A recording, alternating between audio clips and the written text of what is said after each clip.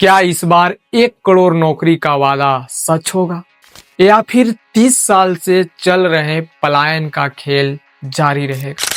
क्या आप भी बिहार के उन युवाओं में से हैं जो हर साल ट्रेन पकड़कर बाहर जाते हैं नौकरी की तलाश में?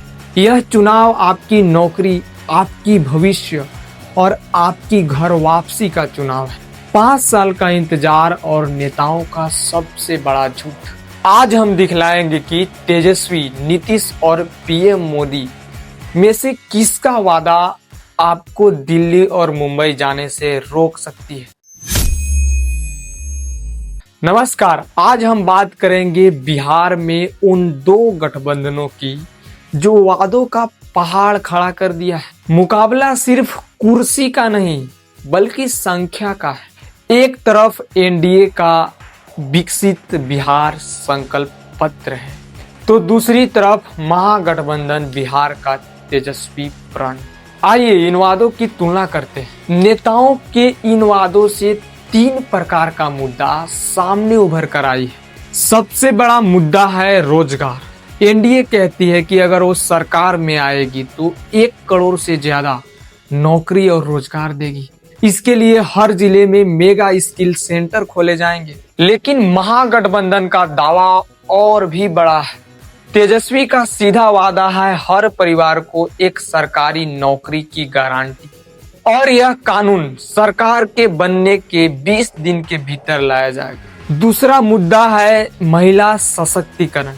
एनडीए की बड़ी योजना है लखपति दीदी, जिसके तहत 1 करोड़ महिलाओं को आत्मनिर्भर बनाया जाएगा। साथ ही 2 लाख तक की वित्तीय सहायता भी दी जाएगी। वही महागठबंधन की योजना है माई बहन मान योजना। यह योजना महिलाओं को हर महीने 2500 यानी सालाना 30,000 देने की वादा करती है। तीसरा मुद्दा है बिजली, पेंशन और किसान। एनडीए सरकार गरीब किसानों को 125 यूनिट बिजली मुफ्त और किसानों को सालाना 9,000 देने की वादा करती है। वही महागठबंधन की सरकार ने 200 यूनिट मुफ्त बिजली और सरकारी कर्मचारियों के लिए पुरानी पेंशन योजना का वापसी का बड़ा दांव खेला है। साथ ही संविदा कर्मचारियों को अस्थायी करने का वादा करती है। पीएम नरेंद्र मोदी का कहना है महागठबंधन की सरकार बनी तो जंगल राज वापस आएगा। ये लोग कट्टा और भ्रष्टाचार की राजनीति करते हैं। पीएम मोदी का जोर हमेशा कानून व्यवस्था और जंगल राज के डर पर रहता है। वह मतदाताओं को 2005 से पहले की बिहार की घटना को याद दिलाकर एनडीए की सुशासन को मजबूत बनाते जा रहे हैं। यही नीतीश कुमार रैली में जनता को संबोधित करते हुए कह रहे हैं, आज बिहार में महिलाएं सुरक्षित हैं। हमने महिलाओं को आरक्षण देकर उन्हें आगे बढ़ाया है। और तेजस्वी का कहना है प्रधानमंत्री इतने निचले स्तर की भाषा का प्रयोग क्यों कर रहे हैं? हम नकारात्मक बात नहीं करते हैं, हमें एक मौका दीजिए, नौकरी पक्की मिलेगी। यही राहुल गांधी का कहना है। बीजेपी जेडीयू ने बिहार के उद्योग धंधों को बर्बाद कर दिया। यहाँ सिर्फ पलायन इंडस्ट्री स्थापित हुई है। और प्रियंका गांधी के सुझाव के अनुसार पीएम मोदी को अपमान मंत्रालय बना लेना चाहिए। लेकिन बिहार का चुनाव असली सच बयानों या वादों से नहीं बल्कि जमीनी समीकरण और जनता के गुस्से से तय होता है। बिहार की इस चुनाव प्रक्रिया में 3 प्रकार के सच सामने आ रही है। चलिए एक एक करके तीनों पर बात कर लेते हैं। पहला सच है बेरोजगारी और पलायन।